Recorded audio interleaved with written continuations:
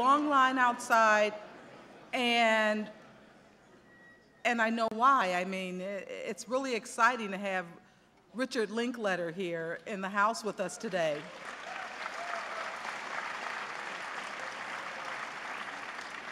You know, I always think of him as such a fresh, young talent, and he just reminded me that Slackers was made 20 years ago, and he's on his 16th film.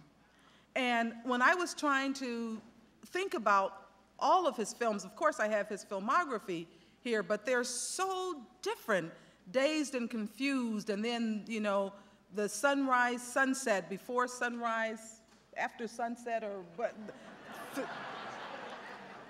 the names. And then so many of his films are, he's so talented, just so talented.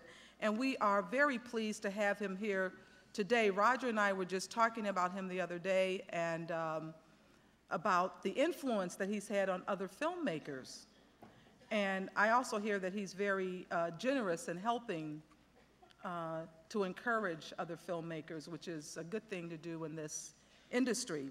But the movie that we have for you today is kind of a throwback. It's an epic, wonderful, oh, you know what? I'm not going to describe the movie. Why don't I bring Richard Linklater out here to describe the movie?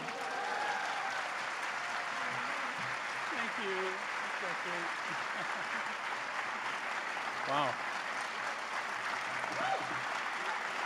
Thank you.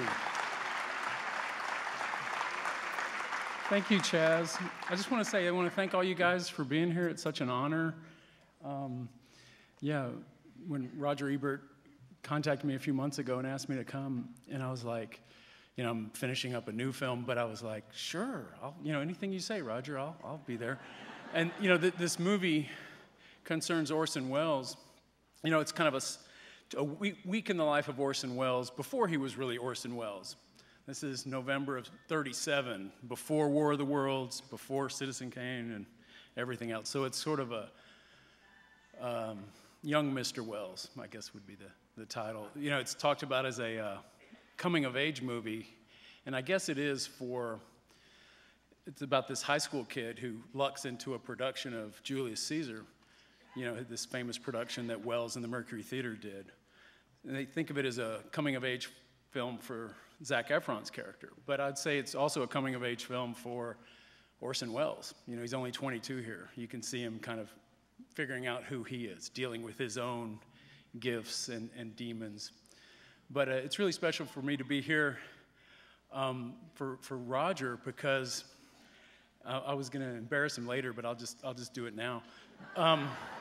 Back in 1987, I was selling coffee at the Hawaii Film Festival. A friend of mine was working there, and Roger was there giving a 1 week, 3 hours a day, every day of the week class on Citizen Kane, frame by frame, in the early days of Laserdiscs. Roger went through literally frame by frame, 15 hours. And it was the most, I never went to film school, but I kind of did, you know, like that was kind of like a film school. Just sitting there watching what Welles did with Citizen Kane and seeing kind of the magic behind the curtain. So that was just special. It's a special connection for me there. And anyway, well, I hope you guys really enjoy this movie, and I'll be around after to answer any and all questions, and like I said, have fun with it. It's really actually closer to a screwball comedy than it is to Orson Welles. This movie about Orson Welles. He would never make a movie this light on its feet. So anyway, have fun with it. I'll see you after.